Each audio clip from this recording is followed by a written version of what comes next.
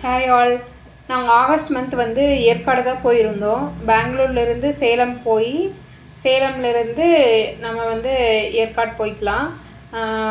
அங்கேருந்து பார்த்திங்கன்னா நமக்கு வந்து பஸ்ஸஸ் அவைலபிளாக இருக்கும். பர் ஹெட்டுக்கு 50 ருபீஸ் சார்ஜ் பண்ணுவாங்க. நம்ம டூ வீலர்லேயுமே போகலாம். பட் நாங்கள் வந்து பஸ் தான் சூஸ் பண்ணியிருந்தோம். நமக்கு வந்து சேலம்லேருந்து ஏற்காடு போகிறதுக்கு மினிமம் 45 மினிட்ஸ்லேருந்து மேக்ஸிமம் 1 hour வரைக்கும் ஆகும். அங்கே போயிட்டு நம்ம எங்கே இறங்கினாலுமே பேக்கேஜஸ் மாதிரி லோக்கல் டிரைவர்ஸ் இருப்பாங்க. நாங்கள் வந்து ஒரு கார் தான் புக் பண்ணிக்கிட்டோம். 1500 சார்ஜ் பண்ணாங்க. 7 to 8 பிளேசஸ் வந்து சுற்றி காமிக்கிறேன்னு சொல்லியிருந்தாங்க. போகிற வழி எல்லாமே வந்து ரொம்ப மிஸ்டாக தான் இருந்துச்சு. அந்த டைம் ஆகஸ்ட் மந்தில் அப்படி இருக்கா இல்லை எப்போவுமே அப்படி தான் இருக்குமான்னு தெரியலை. ஸோ ஃபஸ்ட்டு நாங்கள் போன பிளேஸ் பார்த்தீங்க அப்படின்னா ராஜராஜேஸ்வரி அம்மன் டெம்பிள். இது வந்து ஒரு சின்ன பிளேஸ் தான், பட் ரொம்ப பீஸ்ஃபுல்லாக காமாக இருந்துச்சு. யாருமே இல்லை கோயிலில். இத்தனைக்கும் நாங்கள் மார்னிங் 10 o'clock மாதிரி அங்கே ரீச் ஆகிட்டோம். அப்போவுமே கூட்டம் இல்லை. நெக்ஸ்ட்டு வந்து ஏற்காட்லேயே ரொம்ப ஹையஸ்ட் பீக் பாயிண்ட் வந்து சேர்வராயன் குகை டெம்பிள். இது ஒரு பெருமாள் கோயில். கோயில் பார்த்திங்கன்னா ஒரு சின்னதாக ஒரு குகை மாதிரி இருக்கும். அந்த குகைக்குள்ளே தான் சாமி இருக்க மாதிரி இருக்கும். நம்ம குனிஞ்சு போய் தான் சாமி கும்பிட்டு வர மாதிரி இருக்கும். இது ரொம்ப ஹையஸ்ட் பாயிண்ட்டுங்காட்டி இங்கே வந்து குளிர் ரொம்ப ஜாஸ்தியாக இருந்துச்சு. ஃபுல்லாக மிஸ்ட்டு கவர் பண்ணிருச்சு. இங்கேருந்து ஒரு வியூ பாயிண்ட் மாதிரி இருக்கும். அங்கேருந்து நமக்கு அந்த மிஸ்ட்டு இல்லை அப்படின்னா கீழே இருக்கிறதுல கொஞ்சம் கிளியராக தெரியும்னு சொன்னாங்க. ஸோ நெக்ஸ்ட்டு பார்த்திங்கன்னா பக்கோடா வியூ பாயிண்ட்டு. ஏற்காட்டில் இன்னொன்று என்னென்னா மோஸ்ட்டாக வியூ பாயிண்ட்ஸ் தான் நமக்கு வந்து பார்த்துட்டே இருக்க மாதிரி இருக்கும். ஸ்பாட்ஸ் வந்து கம்மி தான். நம்ம வந்து 1 டேக்குள்ளேயே எல்லா ஸ்பாட்ஸையுமே கவர் பண்ணிடலாம். நாங்கள் ஃபஸ்ட் டைம் போகிறங்காட்டி என்னென்ன ஸ்பாட்ஸ் வந்து இருக்குது, என்னென்னலாம் பார்க்கலான்னு ஐடியா இல்லை. ஸோ அதனால் வந்து நாங்கள் ரூம் புக் பண்ணிட்டோம். ஸ்டே பண்ணி நெக்ஸ்ட் டேவும் பார்க்கலாம் அப்படிங்கிற மாதிரி 2 days பிளான் பண்ணி தான் போயிருந்தோம். So first pakoda view point பார்த்துட்டு அதுக்கப்புறம் நெக்ஸ்ட்டு ஸ்பாட்டுக்கு அந்த அண்ணா கூட்டிகிட்டு போயிட்டாரு. அந்த அண்ணா ரொம்ப கைண்டாக நம்ம எங்கே என்ன மாதிரி ப்ரிஃபர் பண்ணுறோமோ அதை பேஸ் பண்ணி தான் கூட்டிகிட்டு போனார். நெக்ஸ்ட்டு வந்து பீக்கு பார்க் அப்படின்னு சொல்லிட்டு ஒரு ப்ரைவேட்டு பார்க் மாதிரி செட்டப் பண்ணி வச்சுருக்காங்க. இங்கே வந்து என்னென்னா full and full pet animals தான். டாக்ஸு, ஜிராஃபி, அப்புறம் வந்து லவ் பேர்ட்ஸு, அந்த மாதிரி பேரட்டு, அந்த மாதிரி full and full pet animals தான் இருக்கும்.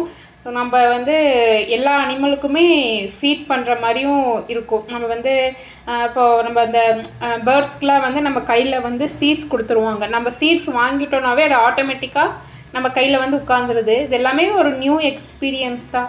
ஒரு பெட் லவராக இருந்தோம் அப்படின்னா இங்கே போனோம்னா நம்ம ஜாலியாக நல்லா என்ஜாய் பண்ணிட்டு வரலாம்.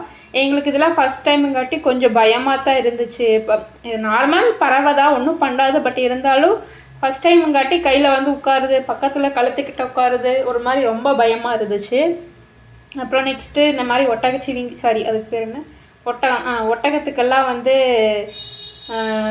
ஃபீட் பண்ணோம். அப்புறம் இந்த மாதிரி குட்டி குட்டி அணில், முயல் அந்த மாதிரிலாம் இருக்கும். அதுலேயே விதவிதமாக நம்ம ஊர் அணில் முயல் இல்லை, அது ஒன்றுக்கும் ஒரு நேம் வச்சுருந்தாங்க. ஸோ எல்லாமே ரொம்ப க்யூட்டாக அழகாக இருந்துச்சு.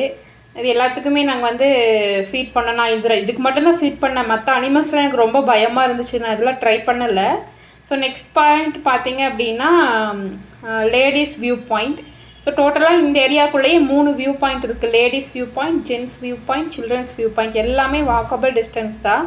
நம்ம நடந்து போயே வந்து ஒன்றொன்றையும் பார்த்துக்கலாம். ஸோ அந்த அண்ணா வந்து ஒரு இடத்துல நம்மளை இறக்கி விட்டுறாங்க. நீங்கள் கண்டினியூஸாக போய் பார்த்துட்டு பக்கத்துலேயே ரோஸ் கார்டன் இருக்கும், அங்கே போயிருங்க, நான் பார்க்கிங்க்கு வந்துடுறேன்னு சொல்லிட்டாரு.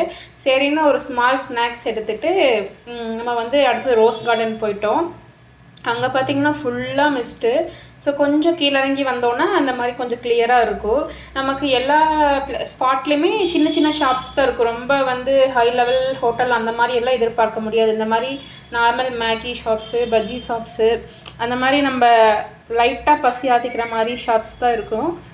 நாங்கள் இந்த மாதிரி ஹில் ஸ்டேஷன் போயிட்டாவே மேகி வந்து டிஃபால்ட். அந்த சில்லுன்னு கிளைமேட்டுக்கும் சூடான மேகிக்கும் நல்லாயிருக்கும். அப்புறம் பார்த்திங்கன்னா ரோஸ் கார்டனில் ஃபுல்லாக டிஃப்ரெண்ட் ஃப்ளவர்ஸ் வச்சுருந்தாங்க. மெயின்டைன் எல்லாம் நீட்டாக தான் பண்ணியிருந்தாங்க.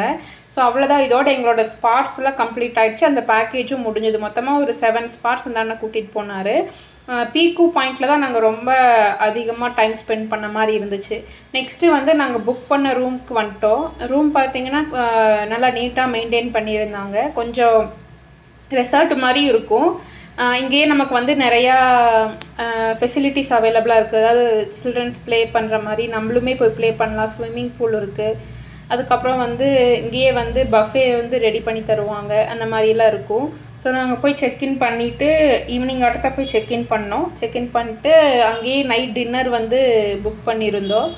இது வந்து எல்லாமே நம்ம புக் பண்ணும்போதே டின்னர் சேர்த்து புக் பண்ணணும் அப்படின்னா அதுக்கு தகுந்த மாதிரி அமௌண்ட்டு நம்மக்கிட்டேருந்து வாங்கிடுவாங்க. எதுவுமே வந்து ஃப்ரீயெல்லாம் கிடையாது. ஸோ நெக்ஸ்ட் டே மார்னிங் எழுந்திரிச்சு அங்கே இருக்க சின்ன சின்ன கேம்ஸ்லாம் விளையாடிட்டு இருந்தோம். ஸோ அதுக்கப்புறம் பார்த்திங்க அப்படின்னா அங்கே ஹோட்டல் பக்கத்தில் நியர்பையாக பொட்டானிக்கல் கார்டனும் லேக்கும் இருந்துச்சு. ஸோ இந்த ரெண்டும் பார்த்துட்டு நம்ம கிளம்பிடலாம், நேட்டிவ் கிளம்பிடலாம் அப்படின்ட்டு ஃபஸ்ட் நேராக அங்கேருந்து வாக்கபிள் தான், அங்கேருந்து நடந்தே வந்து இந்த பொட்டானிக்கல் கார்டன் போயிட்டோம். இங்கே ஃபஸ்ட்டு அந்த அன்னைக்கு வந்த விசிட்டர் நாங்கள் 2 பேர் தான். நாங்கள் கிளம்புற வரைக்கும் ஒருத்தரும் வரல. இந்த பார்க்கு ஃபுல்லாக நாங்கள் தான் என்ஜாய் பண்ணிகிட்டு இருந்தோம். ஒரு 1 hour ஃபுல்லாக டைம் ஸ்பெண்ட் பண்ணியிருப்போம். எதுவும் பெருசாக இருக்காது, இந்த மாதிரி ஃப்ளவர்ஸு ஒரு இது மாதிரி மெயின்டைன் பண்ணியிருந்தாங்க. ஸோ அதை பார்த்துட்டு நெக்ஸ்ட்டு அதுவும் லேக்கும் பக்கத்துலேயே தான் இருக்கும், அதுவும் நடந்தே போயிட்டோம். ஸோ அங்கே பார்த்திங்கன்னா க்ரௌடு எல்லாமே வந்து மேபி ஈவினிங் டைம் வருவாங்க, இல்லைனா ஆஃப்டர்நூன் டைம் வருவாங்க போல். நாங்கள் மார்னிங் டைம் போனங்காட்டி எல்லா ஏரியாவுமே கொஞ்சம் க்ரௌட்லெஸ்ஸாக ஃப்ரீயாக தான் இருந்துச்சு. ஸோ அங்கே நாங்கள் போட்டிங்லாம் போகல, சும்மா லேக் மட்டும் போய் பார்த்துட்டு நேராக வந்து பஸ் ஸ்டாண்ட் போயிட்டோம். பஸ் ஸ்டாண்டுக்கு நம்ம ஆட்டோ பிடிச்சி போகிற மாதிரி தான் இருக்கும். அது இங்கேருந்து ஒரு 2 to 3 kilometers டிஃப்ரென்ஸ் இருக்கும். ஸோ அங்கே போயிட்டு சேலமுக்கு பஸ் ஏறியாச்சு. ஸோ ஏற்காடு பொறுத்த வரைக்கும் 1 day ட்ரிப்பு பிளான் பண்ணாவே போதுங்கிறது தான் நாங்கள் இங்கே போய் லேர்ன் பண்ணது. ஓகே, பாய். நெக்ஸ்ட்டு வீடியோவில் பார்க்கலாம்.